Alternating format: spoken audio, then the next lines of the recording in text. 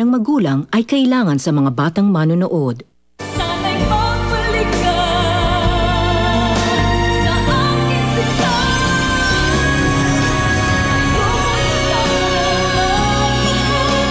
Ayoko sana.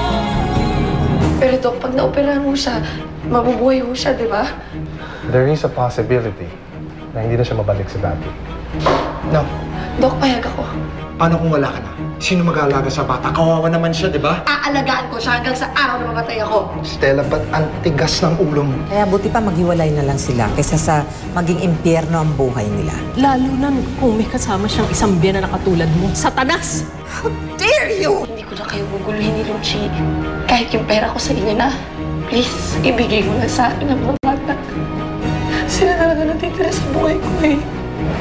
Dahil hindi na ho siya yung Kevin na nakilala at pinakasalan ko. Alam mo, dapat kasi tinanggap mo na lang ang lahat. Hindi na siguro nangyari to. Hindi mo alam kung gaano kasakit na ang sarili kong best friend inagaw sa akin ng pamilya ko. Kung ikaw nasa posisyon ko, papayag ka ba na basta-basta mangyari yun sa'yo? Oo. Kung inaayawan na ako ng asawa ko, oo, Stella. Kesa yung nagmumukha naghahabol ako. Ipapaubaya ko na lang siya sa taong mahal niya at sa nagmamahal sa kanya.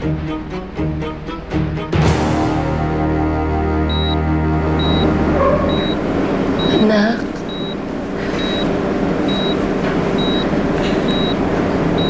Anak, andito na ang mami.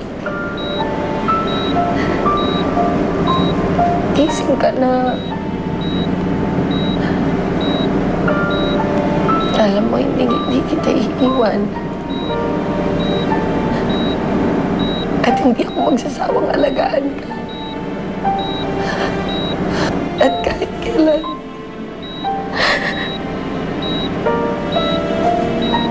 hindi ka magiging pabigat sa akin. Mamahalin kita habang buhay.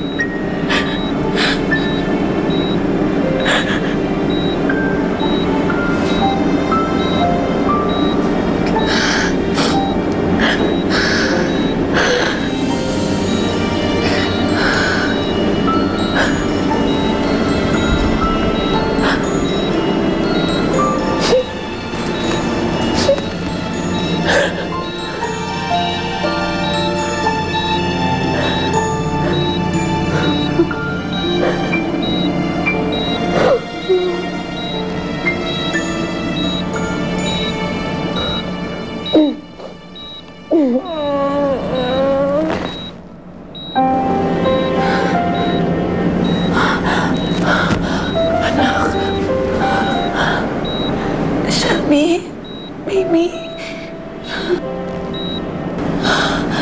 Diyos ko.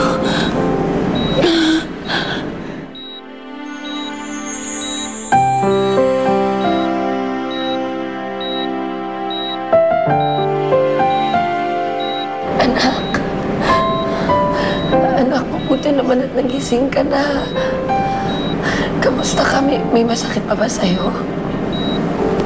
My head is aching, Mommy.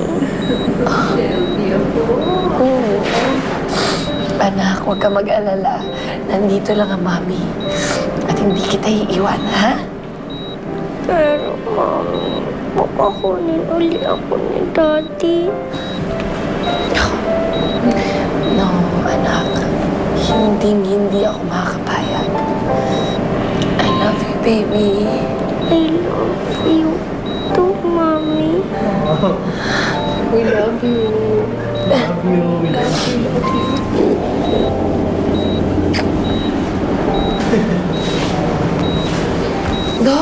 Dok, gising na po siya. Hey, that's good. Shelby. Shelby. How's my baby? Ha? Okay ka lang? Pagaling ka kagad, ha? Daddy, kapag mahuling na po ako, huwag na po ako lalayo kay Mommy, ha?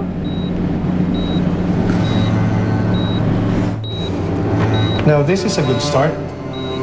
Pero kailangan maging stable pa ang kondisyon ni Shelby. And by the way, kasama dito sa chart, yung waiver na kailangan mong pirmahan kung pumapayag kayong maoperahan siya. Dok, walang problema. Payag akong operahan siya. Di ba sinabi ko hindi ako papayag? Hindi lang naman ikaw ang magdedesisyon eh. Anak ko rin si Shelby. At gusto ko pa siyang makasama ng matagal. Thank you. Stella, hindi ka ba marunong umintindi? May posibilidad na hindi siya babalik sa dati. Na magiging kaawa-awa siya. Magiging miserable ang buhay niya. Kevin, matagal nang miserable ang buhay niya. Simula nung nagloko ka.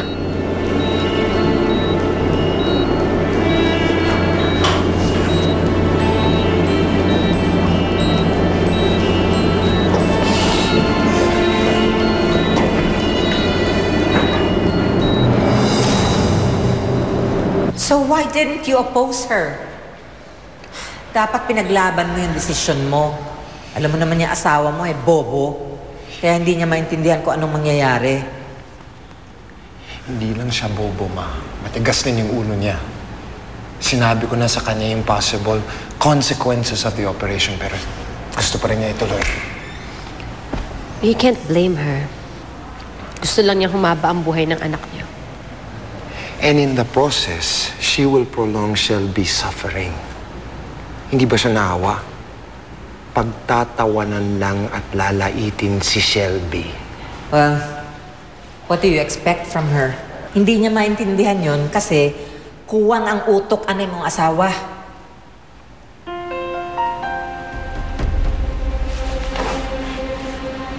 Total, nasa atin na si Miggy. Siya na lang isasama natin. Kastela muna si Shelby. What do you mean? Aalis pa rin tayo? What about Shelby? Hindi mo man lang ba iintay matapos ang operation ng anak mo?